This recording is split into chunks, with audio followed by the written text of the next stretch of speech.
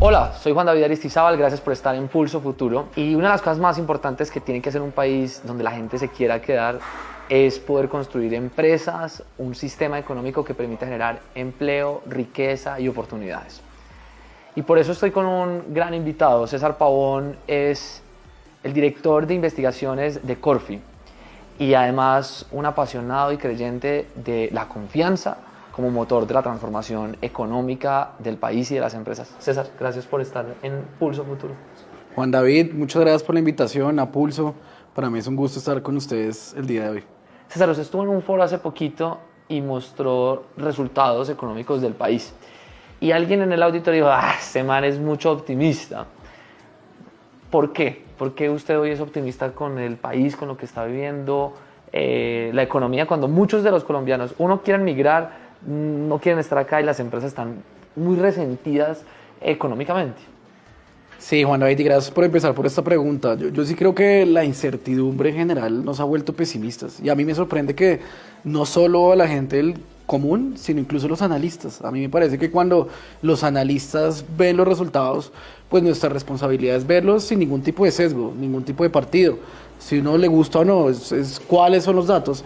Y lo cierto es que las cifras sí confirman que hay una ligera reactivación. De acuerdo, probablemente en otras circunstancias con mucho más certidumbre la reactivación sería mucho más vigorosa, pues las cifras lo confirman. Hace poco conocimos el dato y en este foro lo que yo pronuncié fue, conocimos el dato del PIB, dato del crecimiento del 2%. Y a mí, más que el dato, que realmente estuvo ligeramente por debajo de lo que creíamos en Corfi teníamos un estimado del 2,5, lo que más me sorprendió fueron las reacciones. Por un lado, unas personas diciendo que esto era el caos, el pesimismo, que era el peor momento de Colombia, y por otro lado, el gobierno además, y en general, otros viéndolo como el crecimiento de más ímpetu y comparándolo con crecimientos como China. Como siempre está la balanza en la mitad, pero yo sí creo que hay que ser francos, es un dato positivo. A comienzos de año pensábamos que íbamos a cerrar la economía con un crecimiento cercano al 1%. Hoy en día casi que todos los analistas estamos más cerca del 2%. Desde Corfi tenemos un 1,8%. Una buena noticia, el consumo que venía impactado está y se mantiene en terreno positivo. Eso es muy importante. El consumo visto por el lado de la demanda pesa cerca de 2/3 partes del PIB. Entonces, por supuesto, y esto mueve sectores como el comercio, la industria.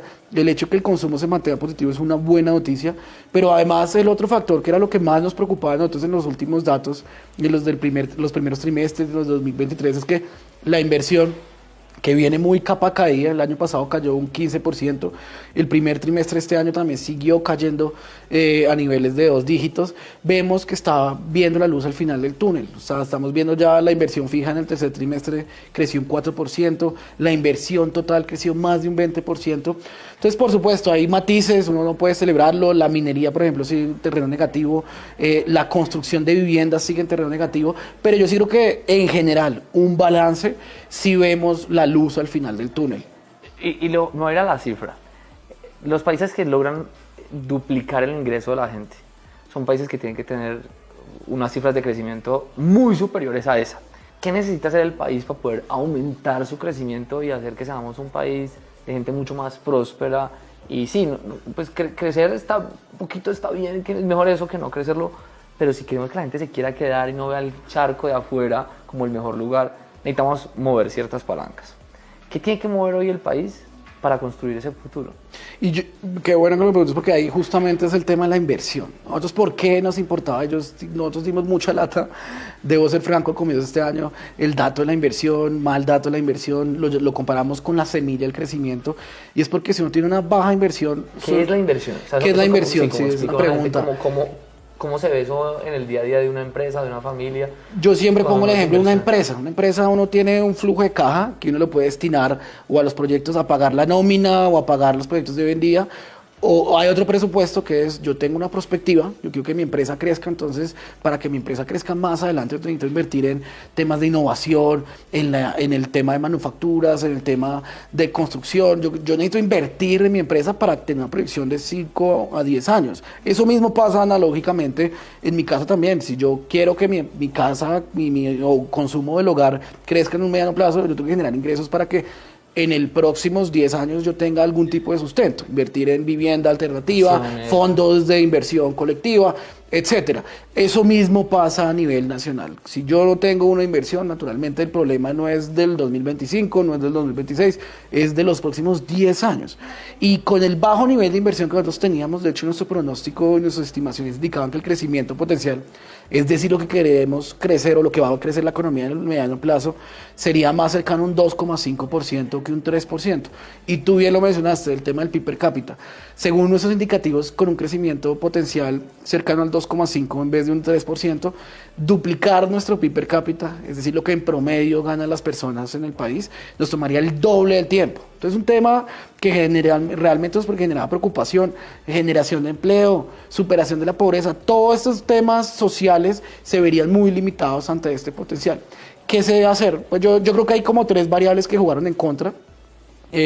Parto de los más económicos, ya para después hablar como un poco de los temas que nos rodean en esta conversación.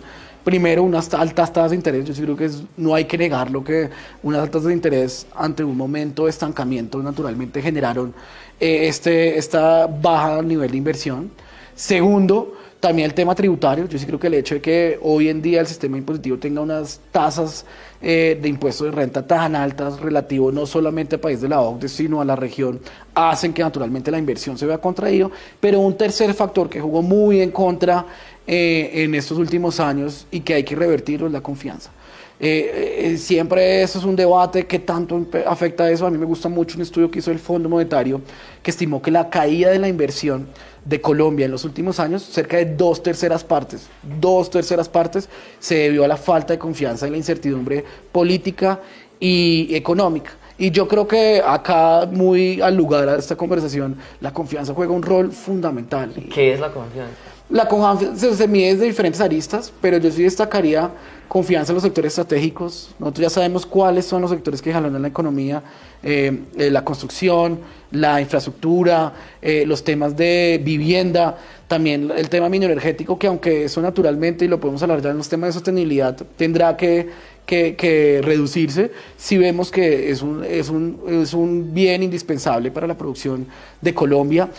Sectores estratégicos, segundo también, confianza en las reglas de juego. Y eso lo pasa en un matrimonio. Si yo tengo un matrimonio, lo más importante es que yo respeto las reglas de juego. Yo no puedo sobrepasar a unos estípulos, por ejemplo, las APP, las vigencias futuras, que fue un tema que estuvimos muy activos en esa discusión. Es como un matrimonio. Yo me comprometo, el sector público se comprometió con el sector privado a que dentro de ese matrimonio iba a respetar las reglas de juego y unas cláusulas, y si yo naturalmente incumplo esas reglas de juego, pues me empecé a generar desconfianza. Yo creo que es difícil tenerlo medido por algún factor, pero confianza en los sectores estratégicos, confianza en las reglas de juego económicas y confianza además en el sistema político, en los balances de la economía y en general del sistema político es muy importante. Pasó la COP16, yo creo que el país, cada vez más hay una discusión sobre la sostenibilidad, de tener herramientas muy prácticas en las empresas, en las ciudades, que lleven a Colombia a ser un país sostenible.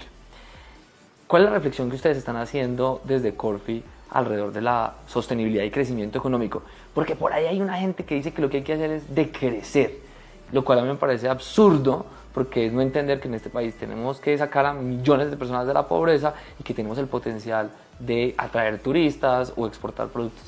Para ustedes, ¿qué significa sostenibilidad y crecimiento?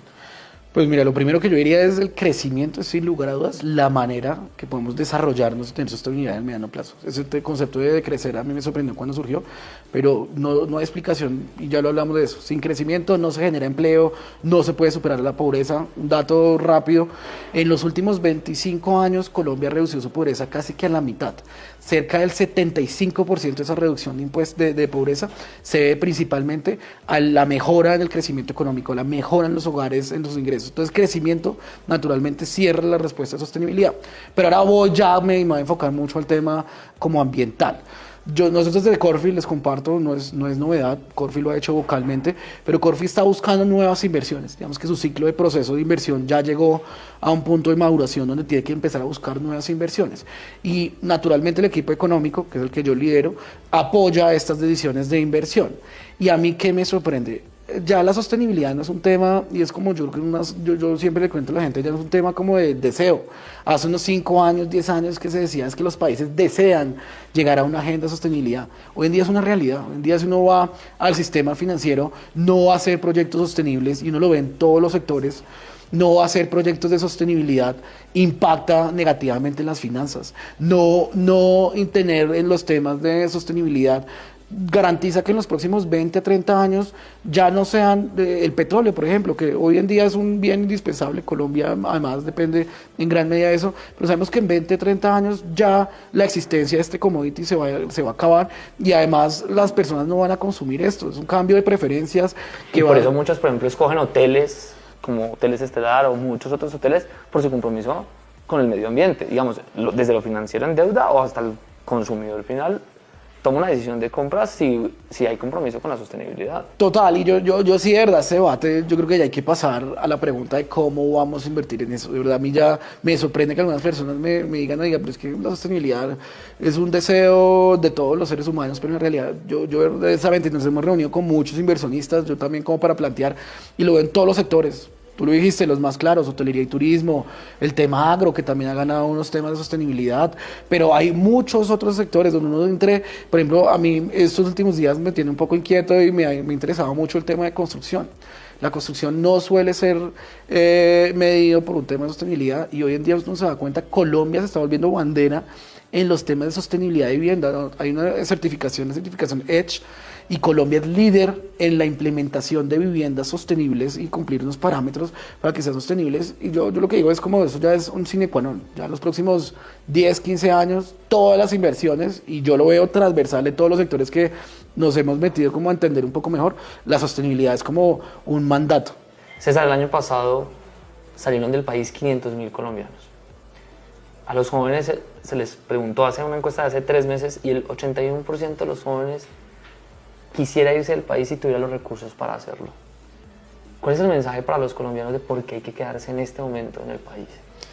Sí, Juan David, y yo creo que eso se suma a ese tema que la gente está con mucha incertidumbre, pero yo sí, y me uno a ese llamado de confianza, porque yo creo que como Colombia tiene que creer, y a mí me sorprende que muchas veces cuando me reúno con los inversionistas internacionales me dicen, oiga, pero es que Colombia no está tan mal. Partamos del factor internacional. En el mundo, todos los continentes, Europa, Asia, Estados Unidos, están en un medio de un conflicto geopolítico, ¿no? Estamos en un momento donde el conflicto geopolítico es la normalidad. Latinoamérica es el único continente donde digamos que no hay un tema, conflictos geopolíticos de armas, de diferencias entre países que estamos viendo en todo el mundo. Además, hay una gran incertidumbre económica. A mí muchos me dicen, es que ustedes se quedan mucho por Colombia, pero solamente vaya a la región. México está en una situación muy difícil, que yo sé que muchas personas migraron no solamente a Estados Unidos, sino a México. Estados Unidos también tiene una incertidumbre muy grande ante un nuevo presidente que vocalmente también es muy radical en algunas medidas que generan mucha incertidumbre. En América Latina también hay otras medidas, no solamente México, Brasil también tiene en su momento unos déficits públicos muy importantes. Entonces yo creo que un factor externo, a mí no me queda claro que Colombia particularmente esté por detrás de los restos. Al contrario, muchos inversionistas nos ven atractivos. Ya hablando localmente, y a mí en este desafío que nos han impuesto y nos han preguntado desde Corfi de buscar las nuevas inversiones, lo que me sorprende son la infinidad de oportunidades. A mí, cada sector que yo llego, yo desearía invertir, aunque yo sí creo que acá hay que pasar un poco del dicho al hecho. Para realmente generar las oportunidades, Colombia es muy bueno en presentar oportunidades, digamos, al aire. Mucho PowerPoint y poco proyectos. De hecho, la persona que lidera este equipo me ha hecho muy buenas frases. Yo ya no quiero ideas, yo quiero proyectos. Y en eso es lo que se tiene que enfocar Colombia en los próximos años. Ejecución. ¿Cuáles son realmente los proyectos? Dejemos un poco el deseo y empecemos a abordar cuáles son los temas puntuales, cuáles son los proyectos puntuales que Colombia puede avanzar, porque realmente sí hay un gran potencial, hay un gran futuro, pero los que se materializan son muy pocos. Entonces yo creo que nos tenemos que enfocar la atención, no tanto deseo, pero sí soy muy optimista. Colombia tiene muchas oportunidades, tiene que traducir las oportunidades en hechos, pero hay un gran potencial que esperamos se pueda aprovechar en el corto o mediano plazo. César, gracias por estar en este espacio de Pulso Futuro y gracias por acompañarnos. A ti, Juan David, muchas gracias.